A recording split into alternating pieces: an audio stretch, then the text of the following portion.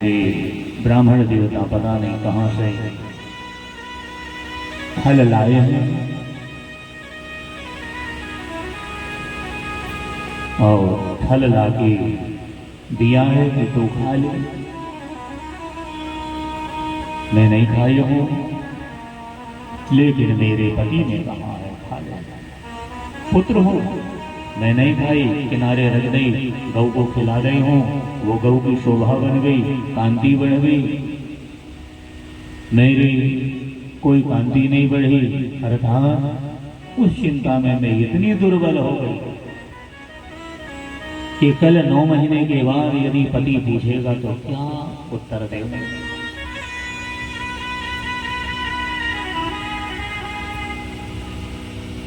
बोले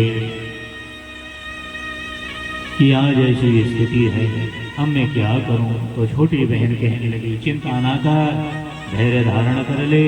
इस बीच मेरा गर्भ है, मैं आज से तेरे घर में छुप के रह रही हूँ, और जो मेरी संतान होएगी तू गोद में ले लेना, रख लेना, और पति से कह देना मेरा बेटा हुआ, मेरा बेटा। और ये कह देना कि मेरे स्तन में दूध नहीं आ रहा है, दूध की धार सूख गई है, छोटी बहन के घर संतान हुई है, मर गई है, 15 दिन हो गए, ना हो तो छोटे बहन को बुला लो, तेरे सरल स्वभाव के पति है, वो मना नहीं करेंगे। इसलिए ये मैं आज से तेरे घर में निवास कर। दोनों की तैयारी हो गई, छुपे छुपे रहने लगी। और आदिदेव ब्राह्मण कभी पूछा नहीं, परेशान नहीं कि क्या हाल है, कैसा है। अरे दे दिए, फल खा ली है, अच्छा ही फल मिल विश्वास। कुछ एक दिन के बाद प्यारे बंधु आवाज, शायद के समय में गौ माता एक पुत्र का जन्म देती है, बछड़ा नहीं हुआ, एक पुत्र जन्म लेता है। लंबे लंबे जैसे गाय के कान हो ऐसे लंबे कान हैं, मनुष्य की आकृति, गौरवर्ण है, तेजस्वी है, बड़ा सुंदर पुत्र है। गौ माता ने प्रकट किया, बोलिए गौ माता की जय हो। सवेरे सवेरे अपनी छोटी बहन के बेटा को गोद में ले ले, पति से खबर भिजवाए दे कि मेरा भी पुत्र हुआ है। सुन लो पतिदेव, ये पुत्र मर जाएगा, मेरे स्तन में दूध की धार सूख गई है, दुग्ध की धार नहीं, क्या पिलाऊं, कैसे पालन करूं? बल्कि एक काम कर लो, मेरी छोटी बहन के यहाँ पुत्र हुआ था, मर गया है, 15 दिन हो गए, बुला लो का? अरे बुला लो, बुला लो, कोई भी जन्म से पालन पोषण हो भाई, हम कुछ नहीं जानते। ये तो घर में छुपी बैठी थी, इसी का बेटा था, उठा के गोद में ले ले, पालन पोषण। यदि कालहीन नामकरण, थोड़ी आगे बढ़े, नामकरण की महिमाएं। बोले नामकरण कर लीजिए।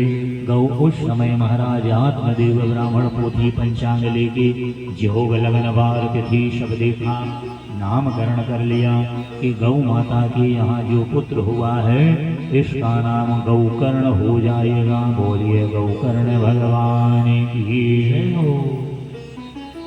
धुंधली कहने लगी, रुको रुको, इसका नाम तो तुमने रख लिया, अब इसका नाम मैं रखूंगी, मैं जो कहूंगी वो ही होगा। हाँ भाई रख ले, तू ही रख।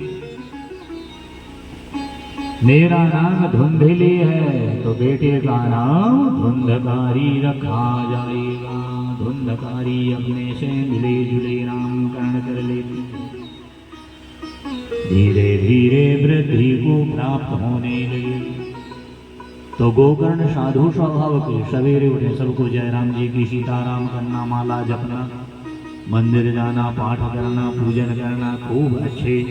और धुंधकारी का काम है सवेरे उठना, पूरे गांव में किसी भी को पत्थर मारना है, छोटे छोटे बच्चों को पकड़ के कुआं में डालना, धक्का मारना, यही काम उसका दिन भर। गांव वाले आगे कहे, महाराज तुम्हारे घर में ऐसी परिस्थिति है, ये पुत्र तो बड़ा आतंक कर रहा है। तब आत्मदेव ब्राह्मण को संत की बात याद आती थी कि मैं रोज आता और संत बाबा ने कहा था सुख नहीं मिलेगा, चिंता छोड़ दे, चिंता छोड़ दे, कर्म की गति न्यारी है। लेकिन सिर पटक के ब्राह्मण कहता है कि मैं यदि ऐसा जाना होता तो स्वप्न में भी विचार न करता कि संतान मिले। हे विधाता, अब कहाँ जाए, किम करोमि किम गच्छयामि, कहाँ जाए क्या करें। रोज रोज नए नए संवाद हो रहे हैं। महाराज, हमारे बेटा को मार दिया, हमें पत्थर मार दिया। तो गुस्से में आए कि आत्मदेव ब्राह्मण घर परिवार छोड़ के जंगल चले जाते हैं और वहीं बैठ के भगवान का भजन पूजन करते करते भगवान के प्यारे हो जाते हैं। अब गौ कर लो, पूजन कर लो, भगवत नाम ले लो, अच्छे काम कर लो, लेकिन बिल्कुल नहीं माना और अपने गौकर्ण भाई को लात मार दिया। बेचारे गौकर्ण महाराज दंड कमंडल रखे तीर्थ यात्रा के लिए चले गए कि तीर्थ चले जाएं, हरि भजन करेंगे, यहाँ रहने में कोई मतलब नहीं। ये गौकर्ण महाराज भी घर परिवार छोड़ के वहां से चले जाते हैं। अब धुंधकारी का समय अकेले रहा, चोरी करे, मदिरा पान करे, नशा में आए और धन लेके वैश्याम के